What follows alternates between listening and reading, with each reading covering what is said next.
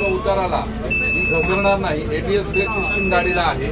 त्याशिवाय प्रत्येक सीट जवळ प्रवाशांसाठी आपल्याला USB चार्जरची व्यवस्था केलेली आहे। सदर बस ही एअर सस्पेन्शन आहे।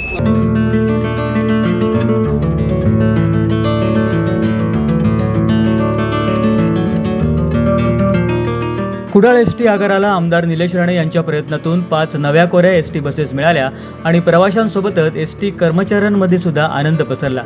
कारण अगदी सोपं होतं की या बसेस आधुनिक तंत्रज्ञानाने युक्त आहेत।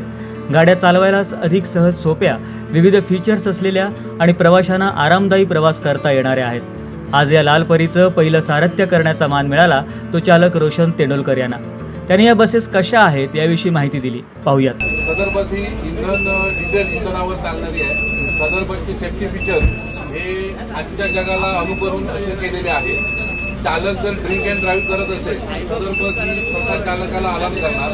दुसरी म्हणजे ही गाडी चढावाला किंवा उताराला ही घसरणार नाही। ABS ब्रेक सिस्टीम गाडीला आहे। त्याशिवाय प्रत्येक सीट जवळ प्रवाशांसाठी आपल्याला USB चार्जरची व्यवस्था केलेली आहे। सदर बस ही एअर सस्पेन्शन आहे। तसंच सदर बस ही लॉंग ड्राईव्हसाठी आपण आरामदायी सीट करण्यासाठी पुशबॅक सीटची उपलब्धता या बसमध्ये केलेली आहे आणि पूर्णपणे सामानासाठी खाली सामान कक्ष स्पेशल प्रवाशांसाठी व्यवस्थित बनवलेले आहेत, जेणेकरून त्यांच्या मोठ्या बॅगा सुद्धा सेफ राहतात। हा डिस्प्ले जो आहे हा डिस्प्ले रिव्हर्स कॅमेरा आहे। त्यासाठी चालकाच्या वाहकाच्या मदतीने सुद्धा आणि कॅमेऱ्याच्या मदतीने आपण गाडी मागे पुढे करू शकतो।